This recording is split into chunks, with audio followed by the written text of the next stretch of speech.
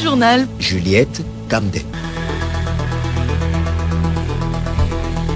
Bonjour à tous. Au sommaire de cette édition, le genre et l'autonomisation des femmes dans le secteur de la défense et dans les opérations de maintien de la paix au cœur d'une rencontre depuis hier à Lomé. Elle réunit les points focaux genre de la première région militaire. Projet de révision de la politique nationale du commerce au Togo. Une réunion initiée par le ministère en charge du commerce a insisté hier sur la nécessité d'adapter la nouvelle politique au contexte de la crise sanitaire liée au Covid-19. Guerre en République démocratique du Congo, Kampala et Kinshasa attendent l'arbitrage de la justice internationale.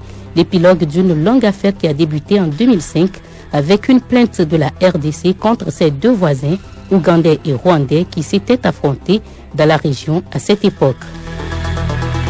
Sport du football, dernier tour des éliminatoires de la CAN féminine Maroc 2022. 26 éperviers dames sont convoqués en vue de la double confrontation contre le Gabon les 17 et 23 février prochains. Les Togolaises démarrent un stage ce mercredi à Lomé.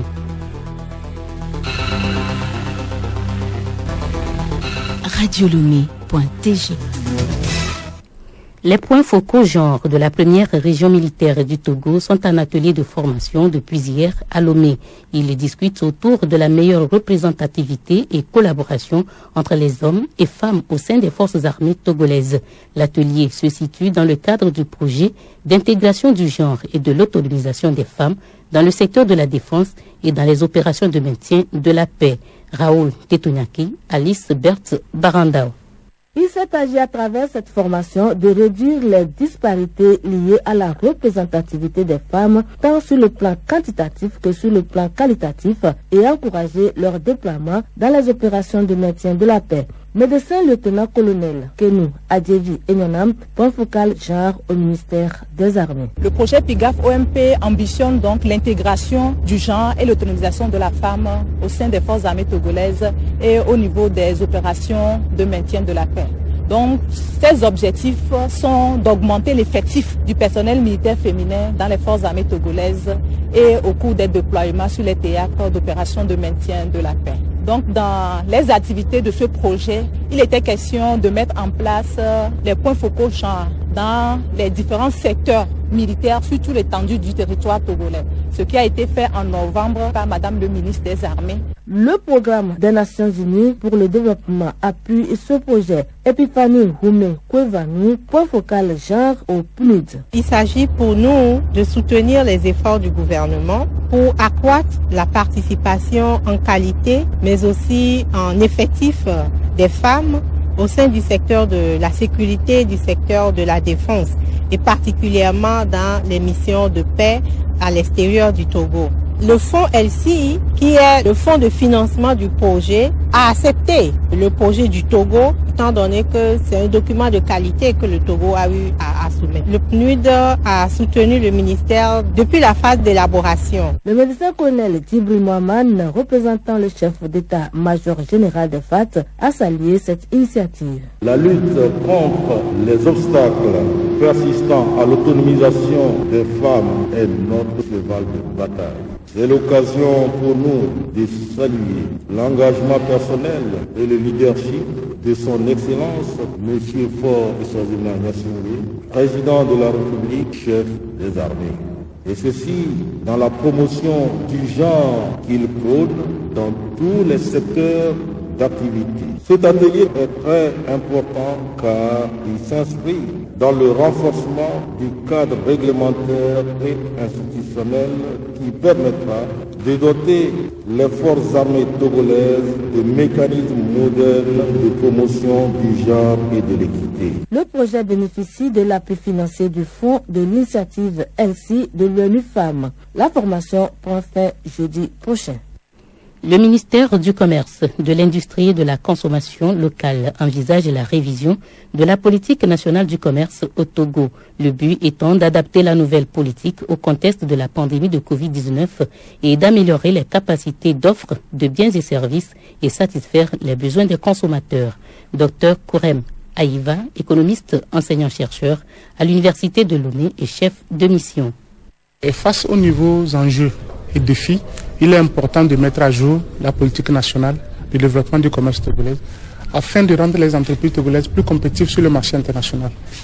Dans un contexte que nous connaissons tous où la Covid freine beaucoup d'importations et d'exportations. Donc il est essentiel de comprendre quels sont les enjeux majeurs pour que la politique nationale du développement du commerce togolais puisse vraiment orienter les entreprises pour qu'elles puissent être compétitives sur le plan international.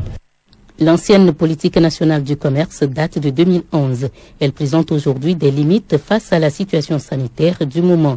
Raoul Basolawe, Koka, administrateur des finances. La politique nationale du développement du commerce du Togo, qui est là actuellement, date de 2011. Et nous savons qu'il y a eu beaucoup de changements, la globalisation, la mondialisation, la régionalisation. Si nous prenons le cadre de la ZLECAF, qui aujourd'hui est mise en œuvre depuis le janvier 2021, n'existait pas en 2011.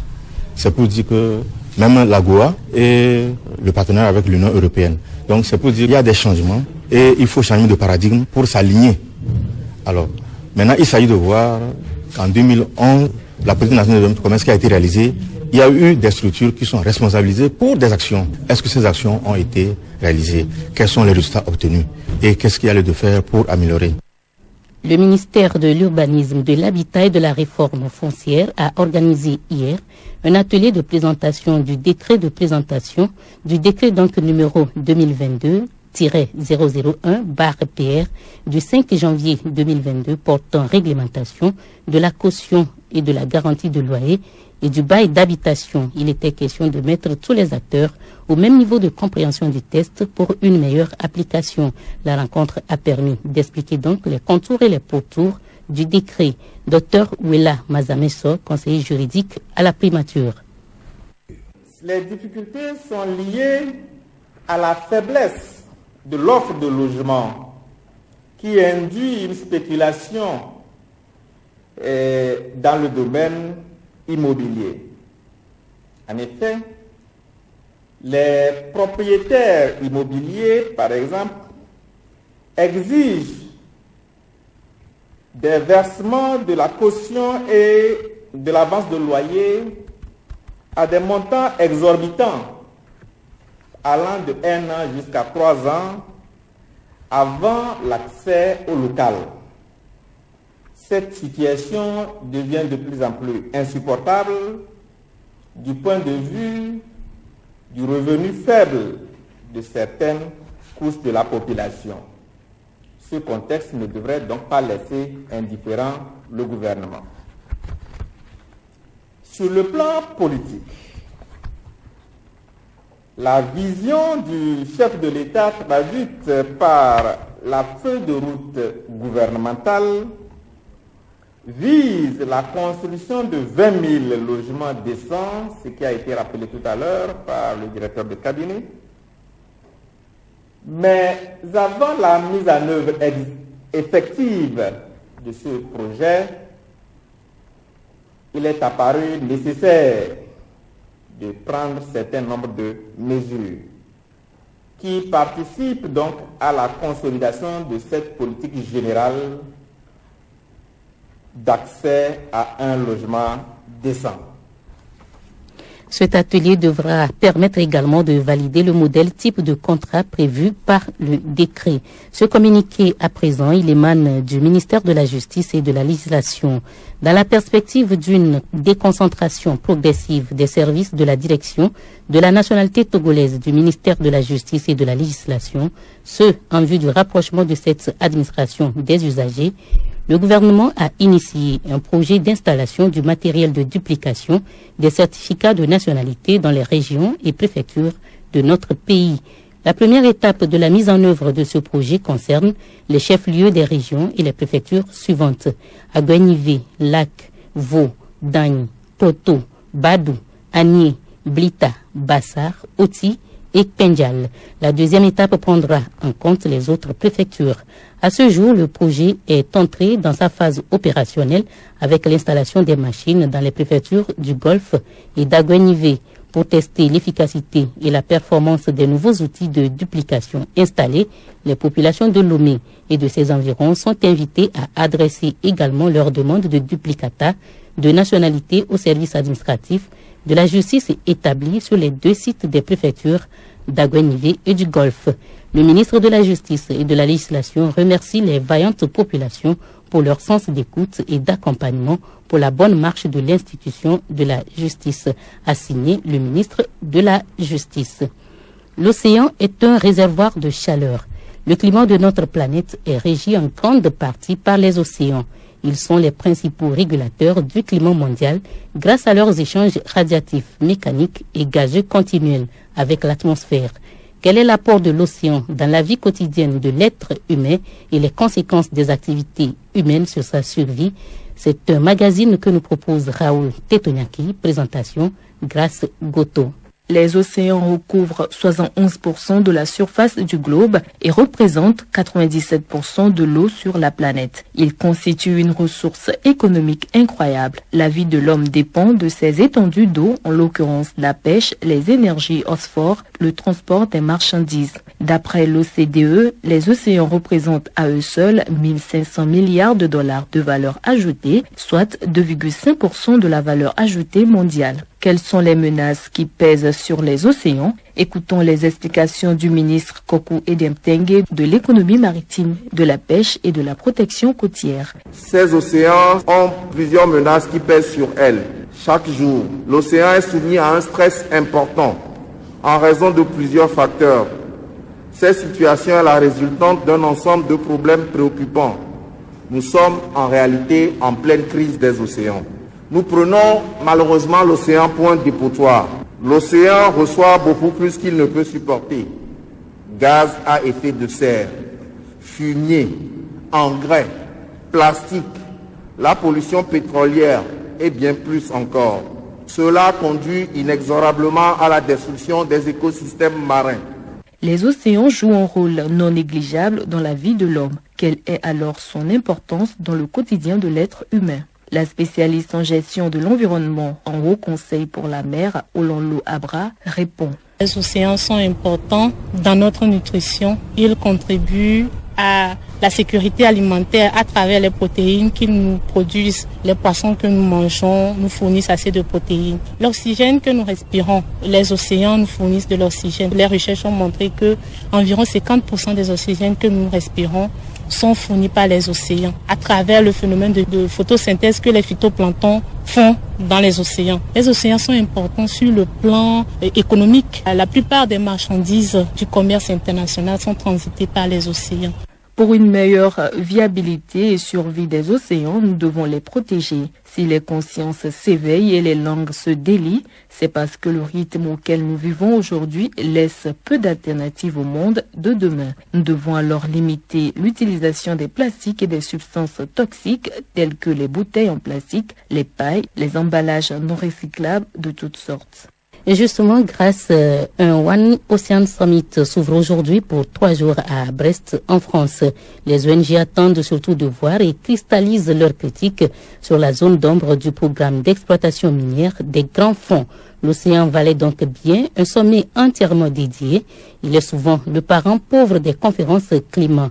Poser de nouveaux jalons pour réguler ce grand bleu international afin de mieux protéger ses ressources, c'est l'objectif du One Ocean Summit. L'événement s'inscrit dans la foulée des One Planet Summit organisés depuis 2017. Il se découpe en 2 séquences à travers un dialogue de haut niveau entre chefs d'État et de gouvernement. L'autre séquence vient en amont avec 2 jours d'ateliers et de forums, mais aussi avec des ONG, des acteurs politiques et économiques de premier plan lors d'ateliers et de forums. Le journal Juliette Kamdé. Au Soudan, Amira Osman, une importante militante du droit des femmes, a été libérée après plus de 2 semaines de détention au secret. Elle avait été arrêtée lors d'une descente à son domicile par les forces de sécurité. Son arrestation a suscité de nombreuses protestations au sein de la communauté internationale, notamment des Nations Unies, qui condamnent la répression durant les manifestations et les nombreuses arrestations qui ont suivi. Militante féministe, elle est membre du Parti communiste. Elle a aussi participé aux récentes manifestations contre le régime militaire au pouvoir. Arrestation d'un haut conseiller à la sécurité en République démocratique du Congo. La présidence de la République a affirmé hier soir, après l'arrestation samedi de son conseiller à la sécurité François Béa, que les enquêteurs avaient des indices sérieux attestant d'agissements contre la sécurité nationale. Les enquêtes se poursuivent et les investigations s'effectuent à différents niveaux, a ajouté le porte-parole de Félix Tshisekedi dans un communiqué lu à la télévision nationale. La Cour internationale de justice doit rendre aujourd'hui sa décision sur le montant des réparations de guerre que l'Ouganda doit verser au titre des dommages causés à la République démocratique du Congo dans la province de l'Ituri entre 1998 et 2003. L'affaire débute en effet en 2005 avec une plainte de la RDC contre ses deux voisins ougandais et rwandais qui s'étaient affrontés dans la région à cette époque. Nathalie Banegé. Kigali est sorti rapidement de ce dossier car la Cour s'estime incompétente pour juger le Rwanda. Reste l'Ouganda qui est déclaré coupable d'ingérence dans les affaires de la RDC. Il est sommé de réparer les dommages causés lors de l'occupation entre 1998 et 2003 par son armée de la province de l'Ituri notamment. La Cour internationale de justice a ensuite demandé aux deux parties de s'asseoir autour d'une même table et de s'entendre sur le montant de ces réparations. Mais leurs positions sont irréconciliables. Kinshasa a finalement saisi à nouveau la Cour en mai 2015 à la suite d'un nouvel échec de discussion tenu en Afrique du Sud. D'audience en audience reportée, les choses traînent en longueur jusqu'en 2021 lorsque les deux parties présentent enfin leurs demandes. Kinshasa exige, entre autres, des compensations de 13,5 milliards de dollars et que l'Ouganda juge ses officiers responsables de l'occupation. Kampala réclame de son côté un peu moins de 1 million d'euros pour la destruction de son ambassade dans la capitale congolaise tout en rejetant les prétentions de la RDC.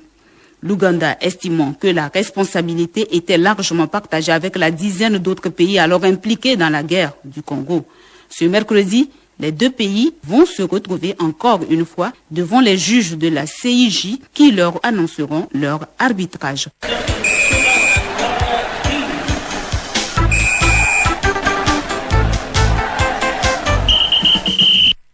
Sport, football, le préparatif éliminatoire CAN féminine Maroc 2022, les éperviers dames du Togo entament ce mercredi un stage à Lomé. C'est en vue de la double confrontation contre le Gabon, comptant pour le dernier tour des éliminatoires. 26 joueuses sont convoquées pour ce regroupement. Sibi Lawson.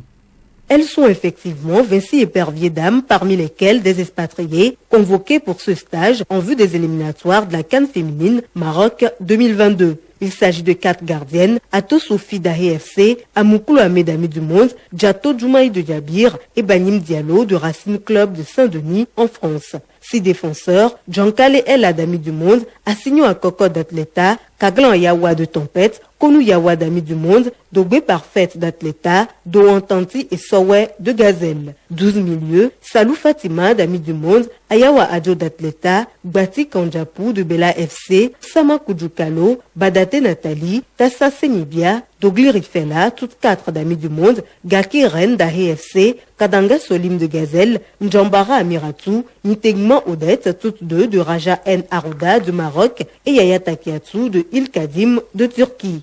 Enfin, 4 attaquantes, Manu Benzoukilou d'Atleta, Gantim Lucie de Tempête, Kovon Kafui de Wina Girls et Wedikou Mafi de Yezer en France. Les Togolaises sont en stage à partir de ce mercredi et ce jusqu'au 24 février prochain. Elles joueront contre les Pantresses du Gabon en match aller le 17 février à Lomé et en match retour le 23 à Libreville pour le compte du dernier tour des éliminatoires de la CAN féminine Maroc 2022. En rappel, au tour précédent, le Togo s'était débarrassé de Sao Tomé et Principe.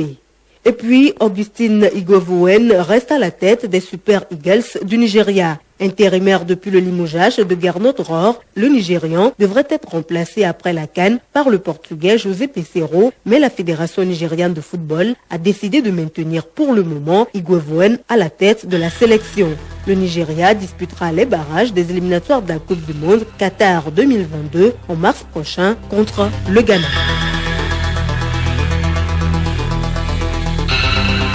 Le journal s'achève le rappel des titres. Le genre et l'autonomisation des femmes dans le secteur de la défense et dans les opérations de maintien de la paix au cœur d'une rencontre depuis hier à Lomé.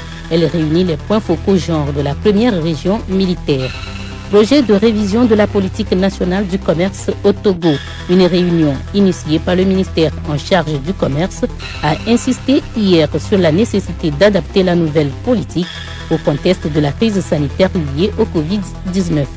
Guerre en République démocratique du Congo, Kampala et Kinshasa attendent l'arbitrage de la Cour internationale.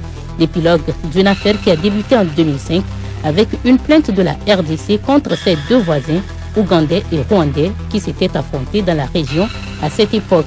Et puis sport, football, dernier tour des éliminatoires de la CAN féminine Maroc 2022, Vinci et Pervier Dames sont convoqués en vue de la double confrontation contre le Gabon les 17 et 23 février prochains. Les Togolaises démarrent un stage ce mercredi à Lomé.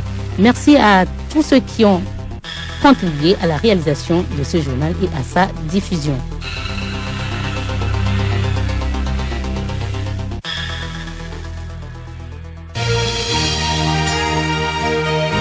Radio Lomé, boîte postale 434, email radiolomé@radiolomé.tg. Radiolomé.tg